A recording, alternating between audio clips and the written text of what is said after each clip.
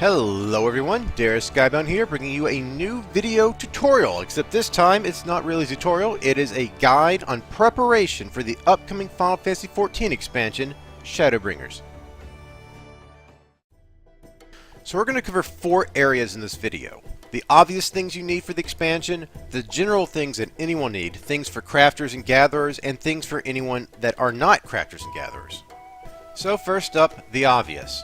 First off, do the main story quest. You can't obviously go to the new expansion unless you do the main story quest.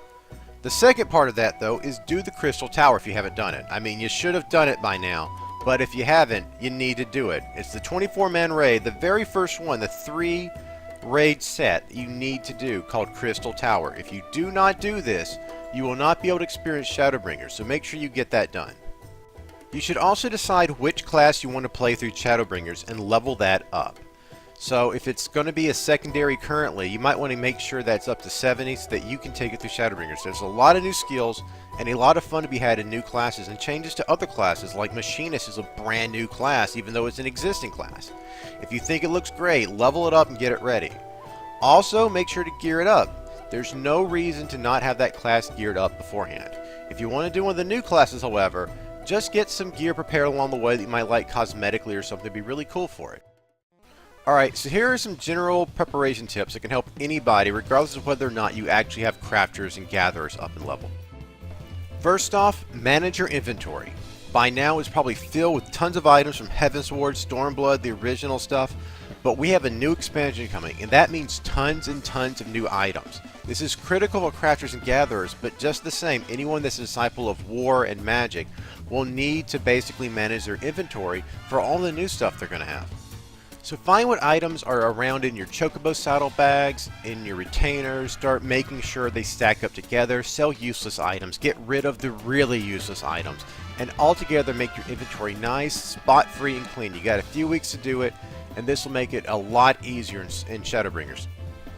Now, there is still some time before Shadowbringers, so the next important thing is to make sure you take on the side quests, things that happened in Stormblood and before that you would otherwise ignore during this new period of time when all this new content is coming through.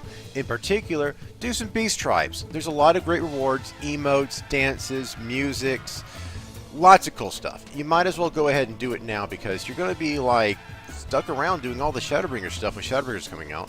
Who's going to think about the old content for a while? Now, the last bit of general advice I can give is to just make some gil.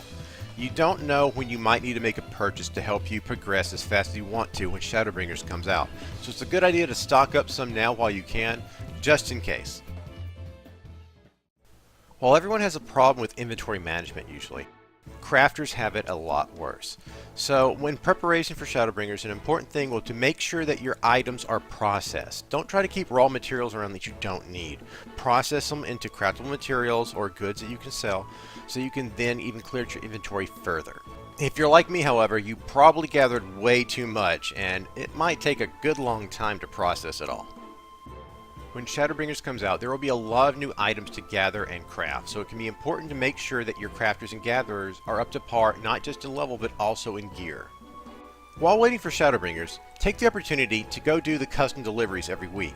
This can get you a lot of scripts, and that means you can get a lot of good gear and gear up as much as possible in preparation for the new expansion so that you can just go head first into gathering and crafting as much as possible.